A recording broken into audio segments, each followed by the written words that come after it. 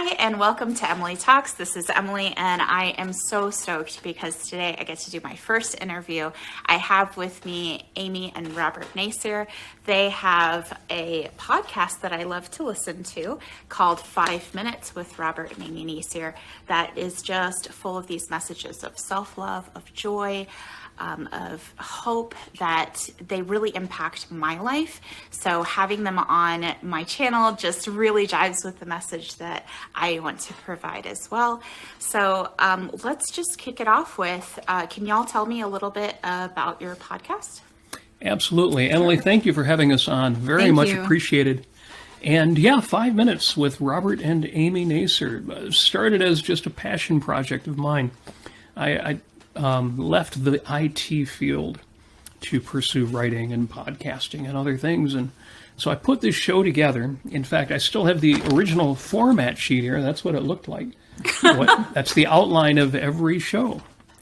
And I call it a passion project because I didn't do a lot of research into what would make a podcast work. It was more, what do I want to see out there? Which is why the episode opens with "Happy Sunday, friends and lovers." Well, what the heck? You're not all my lovers out there. Well, if you've listened to enough of the episodes, hopefully the love comes through. And thank you for joining us. And I just couldn't resist putting my own, what I want to see out there. That's what I wanted to produce. And I can tell you, the show was originally called 5 Minutes with Robert Nasir, and Amy co-hosted it with me. And eventually, the pressure to add Amy's name to the title of the show was irresistible because it's as much her as it is me. It's implied that I'm there and I'm an influence on it. Although Robert does most of the writing. I have written a couple of them, and but yeah, we talk about applied wisdom, applied philosophy, practical ideas that also integrate into a wider philosophy. And, but actually a little more background about us is that, we started preparing for this before the pandemic. It just so happened that we started it at the pandemic. So in March of 2020, that's when we first started it. And we had a unique approach to, Ayn Rand's philosophy of objectivism.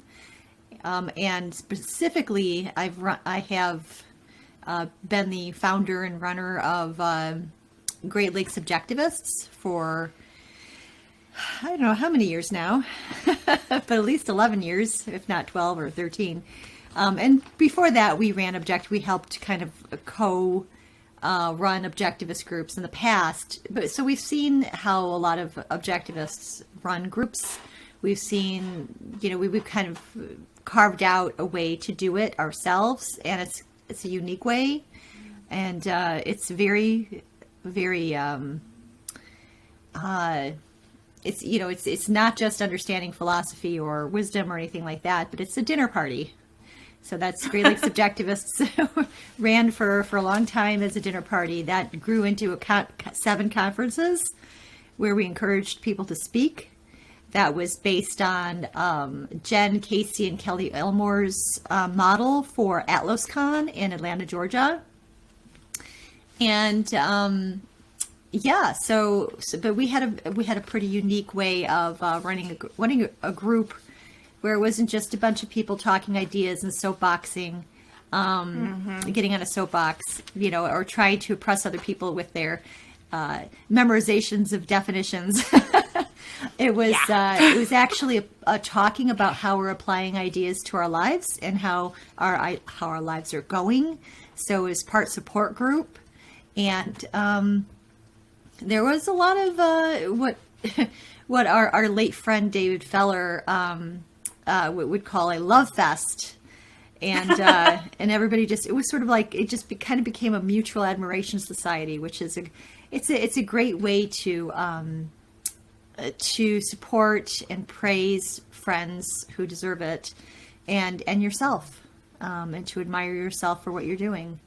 So it's been very positive. So so that frame of reference now is kind of the background and our approach in 5 Minutes with Robert and Amy Nasir, that it makes us a little different.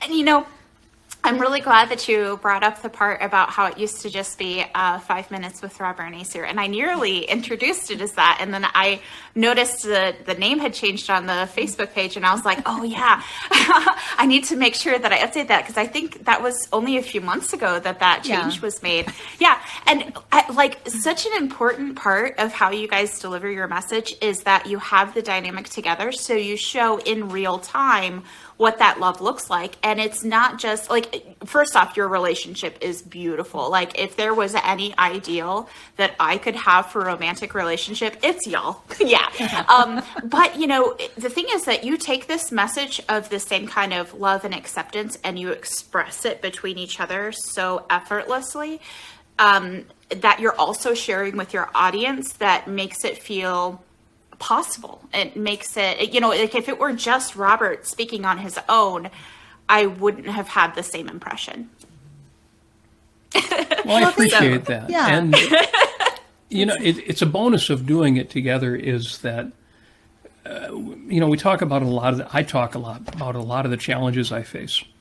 And we do with shows like this, with the kind of work that you do.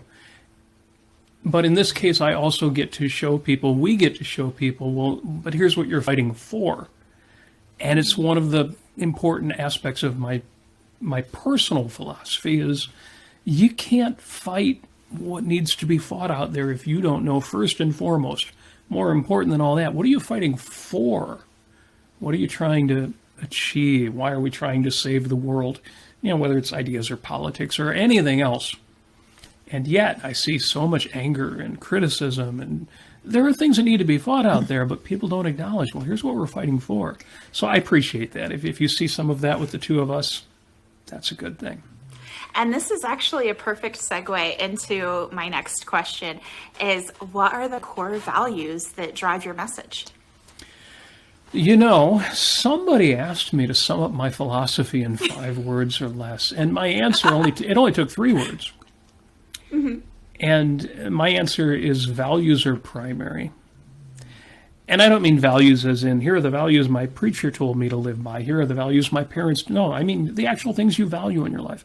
The actual experiences of this matters. This is a value. This is fun. This is important. And when I say values are primary, you think, well, of course, you're living to... But I know people who don't.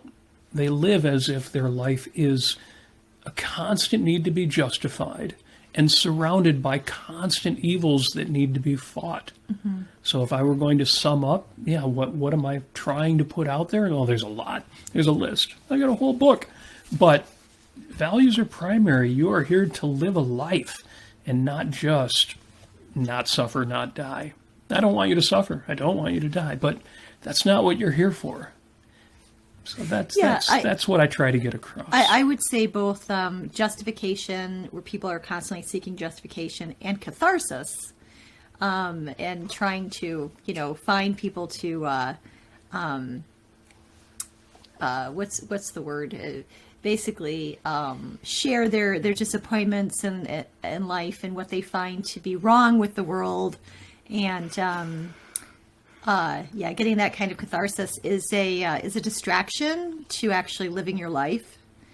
Sometimes I think we would be even more popular. Not that I have any complaints about our audience, but if we spent more time complaining, more time grousing, more time talking about what's wrong with the world. And I get it. Yeah, people need to feel that I'm not alone. Other people get. I understand that, but there's so much of that out there. It's not what I need to do. One of the ideas, I don't know if you've ever read the book by Julia Cameron called The Artist's Way. It's a really great book. Everyone should read it. And there's one concept in there that really struck me, because it's not just about, art. It's really a self-help book for artists. It's done pretty well. Is that Julia Cameron talks about the anxiety that you're comfortable with, that you feel like, so in other words, you are, you don't want to actually do anything with your life. You don't want to actually pursue your values or have dreams and goals or find things that'll make you happy. You're looking for a substitute for that action. You're looking, and so if you feel that, that compulsion to constantly complain and grouse, and that kind of, you have this level of anxiety that makes you feel like you're actually doing something. And in fact, you're not actually doing anything. Yes. Right. Oh my goodness. Complaining feels like doing something. I was actually thinking about that in terms of my channel because, a lot of the things that I talk about come from experiences of conflict. But I don't want to focus on the conflict. Specifically, I think about channels that are based on healing from a narcissist relationship, because they tend to pop up a lot in my feed, and it always focuses on the conflict instead of on the resolution. And I feel like there's like this voyeurism that happens from that, and somewhere it's sort of with a mixture too of pointing out the splinter in one person's eye versus ignoring the timber in your own, to borrow from a Christian, a Christian allegory there, or whatever you want to call it. But something else that was really important to me as I started to explore, like, what are my hierarchy of values, like what is actually important to me, is, a lot of times when we think about morality or values, it's a floating abstract, right? It's something that our higher power, like usually it's a religious sort of thing, has dictated what is important to us. Whereas, actually pursuing our values is like, what are our everyday choices? And I feel like you really bring that into the podcast when you talk about, what am I doing right now? And it's with, the whole gamut of, what food am I going to choose to eat today? Am I creating art? The art on the sidewalk to just spread joy with everybody who comes by. There's a ton of little things in how you operate within the world that start with what I value is in every single decision that I make. It has nothing to do with who I want to please or who I want to be upset with. Well, I do love a good piece of sidewalk chalk. And so many of the things we talk about, they're inspired by or borrowed from popular culture. Mm-hmm. And I hope that what we do is help ground these things. When people say, when Gandhi says, be the change you want to see in the world, it sounds a little woo and a little disconnected. It's almost like a call for self-sacrifice. But it turns out that, yes, when you live the way you want to see others in the world live, that room now has one more person who's at least doing that thing. And it can feel like self-sacrifice. It can feel like it's pointless or useless. But it turns out it's not. There's such power in that. So I appreciate that you see that, because it's exactly the point I want to make, that you are the most important person in the world. And, people immediately want to say, well, to you don't even need to add that bit at the end. We all know the context. Mm-hmm. But it really is true. You are, and your state of mind determines your experience of the world. That's not subjective. It's not non-objectivity. It's precisely objective. And you are the object. You are the center. You are the star, the director, the screenwriter of this film. So those little things like, writing on the sidewalk and, smiling at passersby, it's small, but in a way it's everything. Right. Like, if only I had a board big enough, I could move the world like that. What was it, Archimedes who said that? Yes. About having a lover. And, sometimes all it is that smile. I was actually talking to one of my good friends, Monica. Hi, Monica, if you're watching. She was experiencing some difficulties. And I was like, the change that we want to see is, changing ourselves and then sharing that. And I feel like that ties in. I'm probably going to bring in a ton of religious things because that's the background that I came from. But something that plays in my mind from that is acquire the light and 1,000 around you will be saved.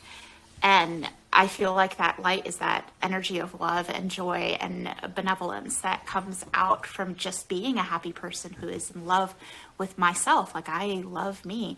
And that, is an imperfect journey for me, but one that's so worth my time and energy. And, when you talked about being that person in the room who is, happy and pursuing their values, that actually ties in perfectly again with the next thing that I want to do. What kind of impact do you want to have on the world? I'll start here. Okay, so I love your analogy about, kind of being the light, and the idea that like your Robert's idea of smiling at people. It's not just color. You don't just smile at people just to color their world or to make their day, but of course you are hoping to get that kind of reciprocation. But you're coloring your world when you do that. So whenever you act in the way that you're whoever you choose to be, whatever kind of person you want to be, you're going to be coloring your world, and you're going to find, of course, you're going to find people who are not receptive, but that's okay. They're on their own journey, as I often say. They're on their own journey. Not everybody has to share positive values, at the exact same moment that I am, and hopefully they'll figure it out. But in terms of what I want other people to know is, well, we talk about altruism in Objectivism. Very, very fun, in a very interesting way. It's a very philosophical way. It's not in the way that people say, oh, generous, but, being generous, generosity, benevolence, kindness, smile at people so that you can color your own universe and maybe give them a pep in their step too. It's altruism is the sense, is a perspective. It's that morality should only be viewed through the lens of doing good for other people. Now, you might think, oh, that's nice, but there's some precursors to that. If you want to untangle that in a rational way, because if you're just viewing morality, which is basically how to live your life, and that's going to be good for your survival and your flourishing as an individual human being, there's going to take a lot more thinking than just, I'm just going to do what other people find pleasurable or obey what they ask of me to do for them. It's extremely important because we've seen this concept abused on a big, wide scale, in political scales, that, the kind of philosophy that in National Socialism, the kind of philosophy that the morality that Adolf Hitler based his politics on, the idea that you belong to the state, that you are not your own person, that morality should be always and without exception viewed only through the lens of what you can do for other people. It is a very dangerous trap to go down, and I would say that even in objectivist circles, in terms of people trying to deflect what they need to do for themselves in their own lives, and trying to fight the good fight and win all the battles, and get angry at the world, that is a form of altruism. Because what are you doing? You're trying to save save humanity. That savior complex. Yes, I've seen that a lot in like old school objectivists. Yeah. Yeah, and it's not a it's absolutely antithetical to what Ayn Rand wrote about and what she actually meant. So it's just important, even on whether it's a very small personal scale or an extremely large political one. There's more to morality than the lens of what you do for other people. Because you have to ask yourself, what are the actions that I need to take as a cognitive, volitional human being to survive and flourish in my life first? And, many people accept the idea of altruism because they think, well, of course, everybody has values that extend to other people. Of course, the other people are values. And you should do nice things to those who you value.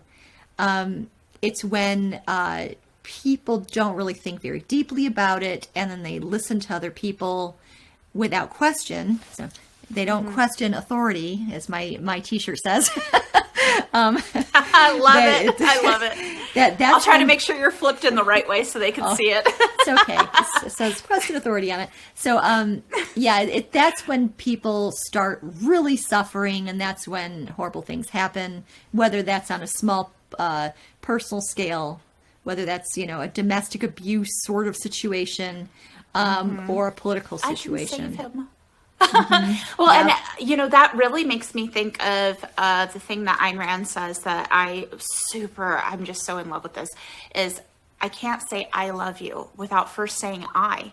And so what I'm kind of hearing here is that the impact that you want is for people to see themselves first as their highest value, and then share that joy from, first having that goodness on the inside that's just spilling over to others, instead of saying, well, I need to look at others first. And that's actually the experience that I was raised with personally, that I felt that, and I truly love making people smile. It's something that's really beautiful about my natural makeup, that, these wires got crossed where I was thinking to myself, there's no good thing about me unless I'm creating good in somebody else's life. And my morality was based on that. My values were based on that.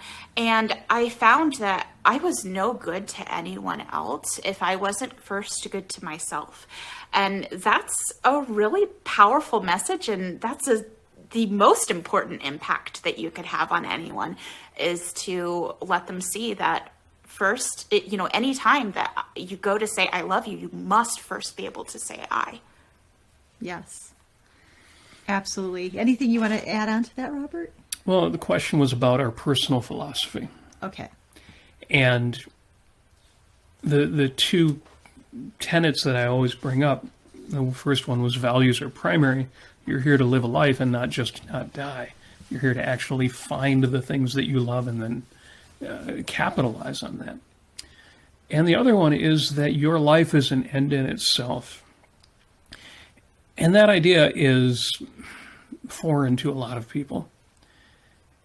And even the people who think that they accept that tenet don't live like they really believe it. But your life is an end in itself. You're not born in hoc.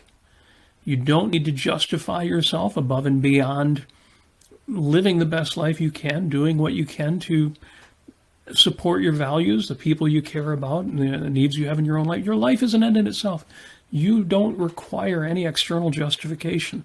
So you're right. When you say, I love you, what are you saying? You're saying, this person, me, cares about this other person or this other thing.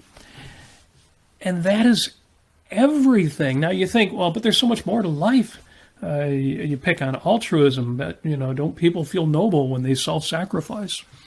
The only reason people feel noble when they do a quote-unquote self-sacrifice is because they are living up to their own highest values. When they do something for somebody they care about, or to follow through on their own values, their own promises. Think of people in the military. They are living their own values. Your life is an end in itself. And that is part of the message I want to get out there. And I don't just want to tell people that. I want the wisdom that we have all been exposed to support that. So, you notice I'm not talking as much about Ayn Rand or Objectivism. That is my philosophy, but I want people to get that firsthand. What do we mean when people say people are on their own journey? What we're saying is, I can't tell you what to think or how to get to the conclusions I'm telling you. I can only help you on your own. Why are you on your own journey? Why can't I just tell you here's what's right? Because it doesn't mean anything if it's second-handed. You've got to think firsthand by your own honest convictions, oh yeah, this is the way it is. This is the way life is. This is the way I want to be. When we say somebody's on their own journey, we're saying they've got to think firsthand. They've got to reach those conclusions on their own. Even if I'm right and they're wrong, it does no good if they don't think those things themselves for themselves. So yeah, to say I love you, you've got to be able to say the I. But what does it mean to be able to say the I? Yeah, and I'm going to tie in here. I did a video, I don't know, yesterday, the day before, about positive affirmations. And I was actually talking to you about this, Robert, before we went and recorded. So I'm going to link that down in the description. But, you know, any of these things, what it means to have a secondhand idea is that we're just parroting somebody else. We're listening to ideas from somebody else, and we don't truly, or I don't truly integrate it. And that was something that I ran into a lot with positive affirmations, because they feel really wishy-washy if I don't truly believe them. And something that happens in the, you know, perspective of positive affirmations and therapists and people who endorse them is that, you know, it comes from this place of not thinking deeply or caring deeply about ideas and just hoping that repetition is going to replace our deep-seated core values. And that's not true. I cannot repeat a message so much that I believe it. I can reinforce messages so that I can create a stronger neural connection, which that, you know, talking about neural networks is something that I repeatedly bring up in my channel, because that's the point of my entire channel, is to create new connections in our brains and create healing through that. So, you know, this term of second-handedness happens so much throughout, you know, the positivity movement, because sometimes these messages aren't genuinely coming from our own hearts and our own minds. And that is essential for growth, because it's my neural networks that are going to be impacted. And in order to make that, I have to change my brain. So, I'm really glad that you brought that up about second-handedness, because it's pervasive everywhere. You see it in a lot of different places. So, well, if you'll let me expand on that for a moment, I'll drop another please. bomb. Let me drop a bomb you might not have ever heard before. I don't think I've even ever said this on this show before. You know, the topic of self-love comes up, especially when we talk about positivity. But we also know what toxic positivity is. When you go to somebody who's going through, for example, a grief experience, and you say, well, don't worry, you're going to be happy again. You should try to be happy right now, because you're going to be happy again. It's the worst thing you can say to somebody. Toxic positivity. So on one of our shows, when I've talked about love, I've said, you know, love is an emotion. You take that definition, and love is your emotional response to your values. But love is also, in that sense, it's an evaluation. And there are people in your life that you love deeply, that you will never stop loving, but who you don't feel the love for in the moment. When something goes bad, when they do something bad, or when you're in a bad state, you've got to accept that. And if you want to make a relationship work, you need to be able to know in any given moment that even though I don't feel love right now for this person, I do love them. I love them deeply. You've got to have the evaluation even when you don't feel the emotion. That it's knowledge. It's something you know about the world. Something I know about the world is I love this person. I don't feel it right now, but I'm not going to let that change the fact that I know I love this person. I'm never going to hurt this person. I'm never going to, and I'm not going to feel guilty about not feeling the love in this moment, because I know circumstances will do that. But I know I love this person. Now here's the bomb. Here's the bomb I'm going to drop on you right now, Emily. I'm ready. If you can know in your gut, in your core, throughout your brain, even though you don't feel it in your heart at the moment, that you love somebody, even if you don't feel it in the moment, apply that to self-love. You have got to have a pervasive sense of, oh my God, I love myself. And I don't mean as an emotion, although that's great. If you can make yourself feel the love for yourself, great. But you have got to know pervasively, I really care about myself. I want the best for I actually have good intent toward myself, even when I hate myself.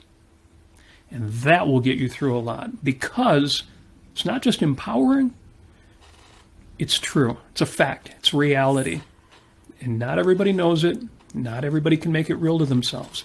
But that is something we all need. You have got to know you're fighting for yourself. Even when you don't feel it, you got to know it.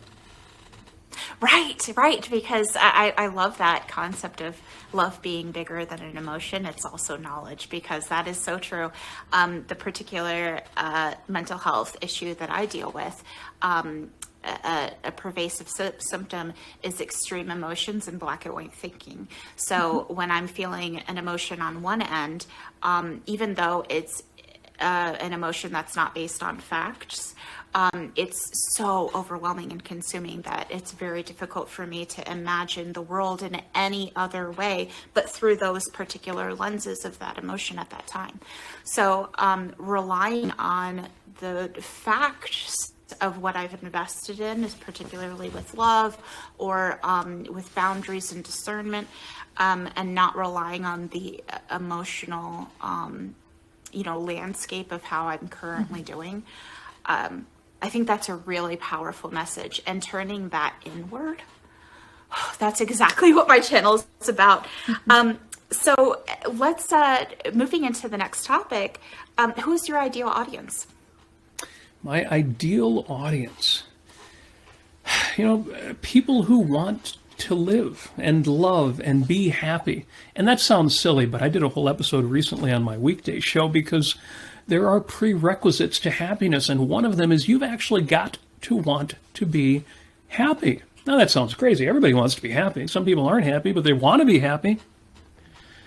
There are some people out there who want to hold on to their baggage, who want to keep their grudges, who consider it to be an injustice to be happy because there's so much evil in the world.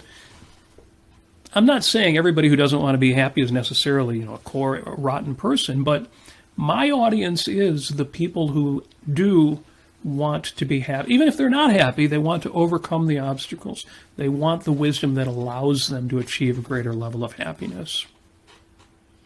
Those are my people, the people of good intent. What we talk about, goodwill. The holidays are coming up. That's my favorite thing about the season, is goodwill. People want what is good for each other. But just like I talked about self-love, you need to be able to turn that back on yourself. You need to actually have goodwill for yourself. So it's surprising that people who want to be happy, people who want to live, it's not everybody. Some people are so angry or yeah, the way that I would characterize somebody who wants to live is somebody who wants to engage with the world using the most powerful tool that they have, which is their ability to reason, their ability to grasp reality, understand exactly what is true, what is fancy, and who are not satisfied with just the surface level thinking that they may have accepted from their parents or from the people around them, who want to dig a little bit deeper and question, why is this, how is that, the people who aren't afraid to when the teacher asks them, does anybody have any questions, or the lecturer or whoever it is, that they will have the courage to raise their hand, and even if they think they're asking a stupid question, to ask it. Well, those are two very different answers from us, but we are two different people. Yeah. I think that they still, it's a full picture. I'm expanding on it. The idea of, this is going back to objectivism again. The three major values in Ayn Rand's philosophy is reason, using your rationality, using your ability to grasp reality, and also to take those concepts, integrate them, and introspect and process everything, and go deeper with your thinking. Purpose, which is how are you going to sustain your life in a way that you find enjoyable. It's very, very surface level definition of that. Broad. And then and self-esteem. Self-esteem is a value, is a value, and it's not just something that you have just because it falls into your Right. lap, but something you work for, something you work towards, something that you need to explicitly recognize in yourself to give yourself the praise that you deserve, and pride being a virtue in that sense. We have a puppy, Mina, down here is. Hopefully will not be tripping over anything as she is sauntering about the living room. I kind of wanted her to come and say hello at some point during here because dogs are joy. Now that I Dogs are mentioned joy. her, here she is. Here's Mina, the King Charles Cocker Spaniel. Oh, yes. They're there for kisses and love. So I want to tie in something that you both were talking about is, you know, and something that I think is really going to be impactful for my viewers here, you who have come to join in with us, is SI. And I can't actually say what that word is without getting flagged on YouTube. So I'm going to be using the term SI. If you don't know what it is, check out the description. By the way, I will also be including all of the links for stuff that Amy and Robert have talked about. So check out those links. They're going to be down below. But yeah, SI, or not having that primary value of my own life, right? I struggle with that particular thing often because of the experiences that I have. There are times when I don't have access to my rational mind or even this present moment. PTSD flashbacks are kind of like that, where I am placed back into a scenario and an age and a mindset that is not currently happening. And, you know, knowing that my greatest tool is my power of reason, of taking in all of my senses and aligning them with my, you know, with achieving my values, and then the emotions that creates within me to, you know, feed back into that and make it feel wonderful and great. If my mind isn't working, I have lost that capability within myself, and that feels like a deep injustice. And you know, I want to be very, very clear with my viewers is that if you feel that your life isn't worth it because you're in pain or some other thing, there's some deep injustice, that is not actually avoiding responsibility for your life. That is a response to a frustration with not being able to truly and happily pursue what you want in life. And what I really want to reinforce is that at the bottom level of all of that is the desire to live a happy life in touch with your mind and emotions, in touch with this particular moment. And that is the core value. Who you are and what you want out of life does not become less perfect or less beautiful because you struggle with experiences that make you feel that continuing on isn't the right option. I think that a really important thing to differentiate is, and often I feel so upset by these types of people, people who they've got all of these comfortable things, but what drives them is upset. They have to find something to be upset about, and that is the value that they pursue. There's not a moment where they can stop and say, you know what, I'm sitting at this table of bounty with people who are like-minded to myself, that I enjoy, they enjoy me, we spend our time together. There are people who will show up to that situation and all they can do is complain about the, you know, the state of that terrible gravy. You know, like it's just mind-blowing. Yeah, that's... And I try not to condemn for that because I know there are reasons for that. But it's why I mentioned earlier the idea of toxic positivity. I don't ever want to be simplistic or make somebody feel guilty because they don't feel positive when they think they should, as if there's some emotional duty to not feel these things or to carry these burdens. As I say, there are prerequisites to happiness, but that doesn't mean that everybody out there who's got some kind of baggage, and it can be extreme. It can be to the point of feeling a desire for self-harm. I don't ever want to add any burdens or guilt to that. I certainly want to be a small part of helping people find their way out. But, at some point when it becomes that significant, I'm the wrong guy for the job, and I would want people to seek professional help for that. But I do want to acknowledge that, positivity is not always the answer, or rather, sometimes it's only a small part of the answer. Yes. Yeah, my thought on that is that, as I mentioned earlier, the idea of the anxiety that they're comfortable with.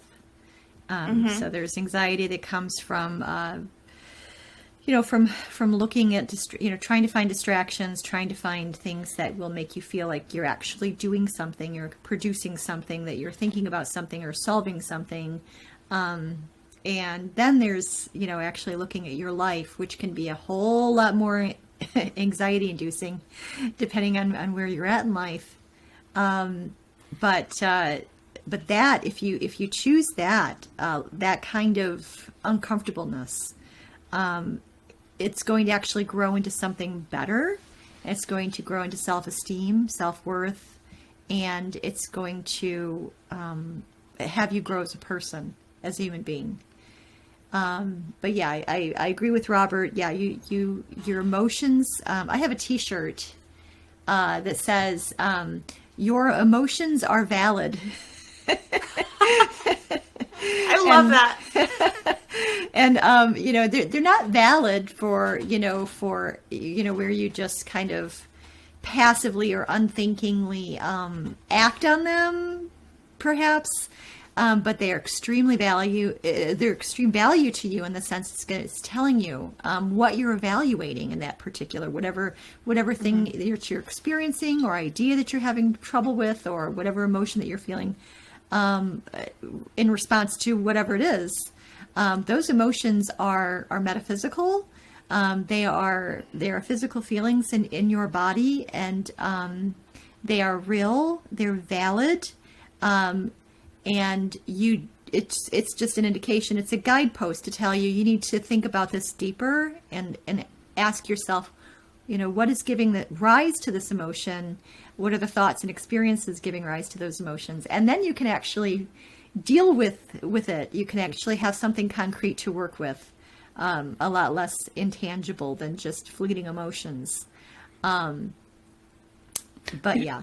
The great thing about emotions is they tell you there's something you need to know. Yeah. The bad thing about emotions is they don't tell you what it is that you need to know.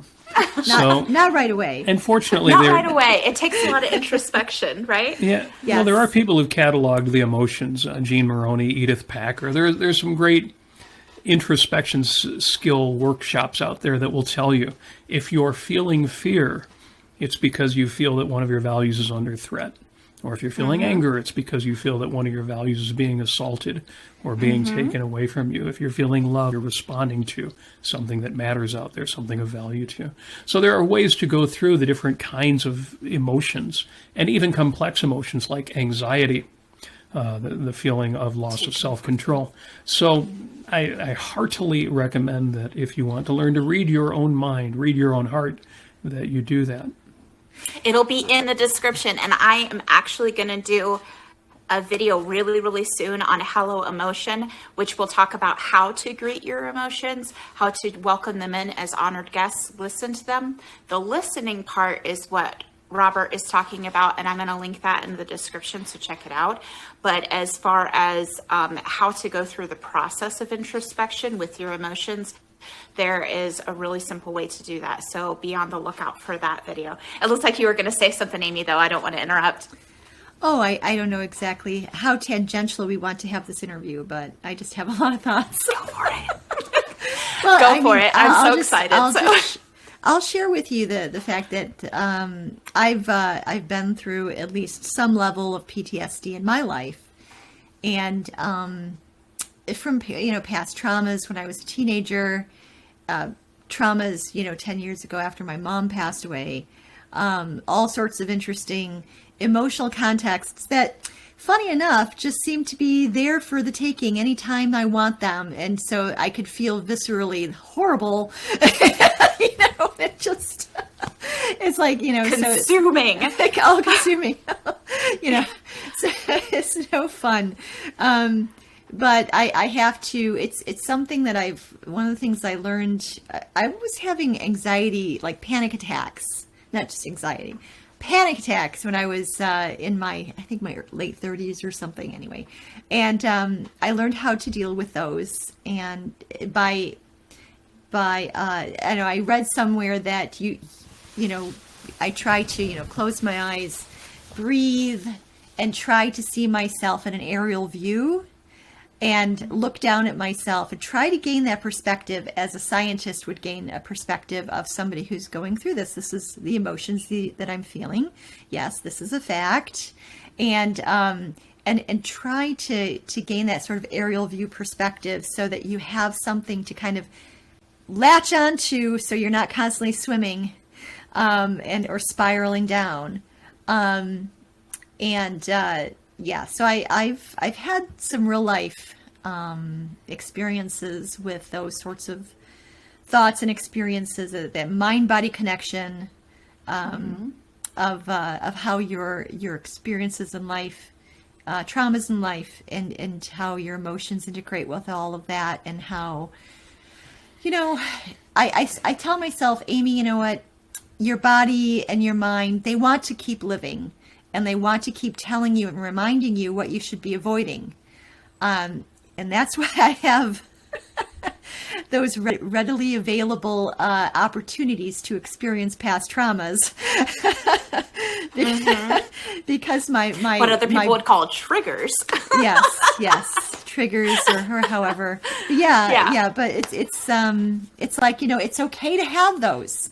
You're not unusual. You're not the first person. There's many people out there who are having the same or worse, and it's okay. It's a natural process, and there's a mind-body integration, and this is how this manifests, and it's going to be all right, and it's something that you can actually deal with. You can work with it. You can welcome it as a special guest into your life. Right. Ask it what it has to say and then see it out. Yes. I'm going to go on a bit of a tangent too. We're almost wrapping up, which kind of makes me a little sad. We haven't quite hit the 1 hour mark, but I could talk to you guys forever because I love your ideas. So if any of you are friends with me on Facebook, which is kind of a treat because I don't add people willy-nilly, and my Facebook is not open to the public. But, the little blurb that you could say about yourself for me is actually an Ayn Rand quote that says, check your premises. So there's something about anxiety that my little brother and I, we have this very, very deep, close relationship. We were both healing from significant trauma, and the way that we found a path to healing was Objectivism, which is the philosophy that I have. It's the philosophy that Robert and Amy have, and it's the tenets by which I am sharing all of the ideas through my channel. It does not mean that you need to identify with Objectivism or accept any of these things, but it connects me with reality. And something that we were talking about experiencing anxiety is when you hold two contradicting ideas. And it's the friction that those two contradictions make, because you cannot hold two contradicting ideas at the same time. Like, I am a piece of crap human being and I love myself. You can't have both of those at the same time. You need to be able to accept one or the other. And that leads, I'm going to give the full quote from Ayn Rand, which is, contradictions do not exist. If you feel that you are facing a contradiction, check your premises. You'll find that one of them is wrong. So maybe I'm not a piece of crap human being. Maybe I'm just worthy of love. So, on that wonderful note, I would like for y'all to share a message for our viewers today. Can you do that for me? Sure. Do you want the 2-page version or the 1-paragraph version? I want you to share as your heart desires. I'm tempted to read the whole thing, but instead I'll send people to my Substack where my manifesto is printed. But what I would say is, I love there's a joke, a meme, a picture. It's an old comic. Philosophy department at a university, the door of the professor's office, and there's a sign there that says, "Why are you here?" And usually you would expect a sign that says, "You are here." And my point would be, you are here right now. Thank you for listening to this interview. Thank you for following the work that Emily does. She's opening herself up to you in ways that, most of us, we give you a little bit. Emily gives you a lot. So thank you for the opportunity to talk to you. You are here now, and more than that, you have a right to be here. It is right that you are here wherever you are, right, as much as anybody else who has ever lived. Anybody else in the world, anybody else there will ever be, you have a right to pursue and experience joy and pleasure and passion and meaning and purpose and excitement and commitment and peace of mind and love. You are the star of this show. You are the director. You are the script writer. You get to make this whatever you want. Now, we all know we're all facing obstacles. Some of us are facing the kind of obstacles that, those lucky people without trauma can't even imagine. And to say, "Oh, you get to do with that whatever you want." I know, I don't want to make that sound overly light. But it is true that you are an end in yourself. Your life is an end in itself. You have been gifted a life, even if it doesn't feel like a gift sometimes. You can do with it what you like. You have that, and you even have the right every now and then to shut down. Say, "No, I'm taking a break." It's your life. You're the star. And I, just some guy out there on the internet, some guy with a YouTube show. But yet, I'm pretty bright. And I honor that in you. And I hope you feel that as much as you can, as often as you can. Well, what Robert said there is hard to follow up with. I mean, I'm often hard to follow. But I'll just say, never, I'll say this. If you're a conscientious person, if you're a person who finds themselves digging a little deeper in their thinking, or are curious about people and ideas and the world and life and the universe and everything, first of all, make sure you give yourself credit for that value that you hold. It's extremely important that you keep it and keep processing ideas and things and people and everything that you come across in your life first-handedly. Process it by your own thinking, your own mind. No one is going to be offended, except for psychopaths, if you do your own thinking and you don't just obey what they say. And be kind and gentle to yourself. You are the only you that you have. And, at the end of the day, there's a lyric from an old Henry Rollins song. I'm a punk rocker, FYI. Robert's a bit of a hippie. And I've gone through a lot of periods of cynicism in my life. But there's a really excellent, highly recommended song that he did called Low Self-Opinion. You should listen to it or read the lyrics, at least, if you can't stand the music. Yes. But there's a lyric that says, at the end of the day, all you have is yourself and your mind. And I wouldn't put it that way. I would say, all that you have is yourself and your mind. Isn't it wonderful? Isn't it wonderful? Yes. It sounds a little isolating, so I would add, if you have that, you have everything and everyone. Yeah. Yeah. So, but it's a good song. And, yeah. So be good to yourself. Be good to yourself. Yes. You deserve That's that. what I'm going to say.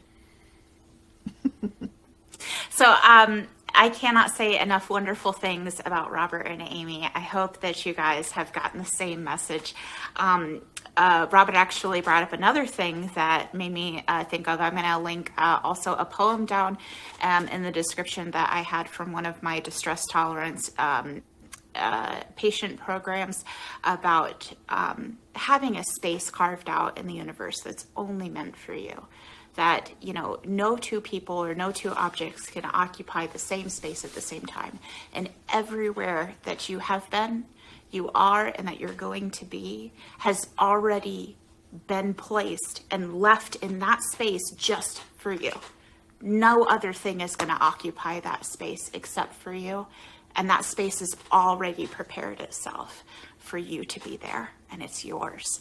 So it's a super beautiful message. I hope that you guys check out all of the wonderful things in the links. I'm really excited to actually connect with some of the things. Amy talked about a book on art, and then Robert talked about understanding the emotions. There's going to be a ton of really cool things. And I meant to do this at the beginning of the interview here, but I'm learning. If I could be able to sum up the concept of what 5 Minutes with Robert and Amy Nasir is, it is a Sunday sermon for spiritual atheists. Come around, join us. We are here to share love, benevolence, and joy.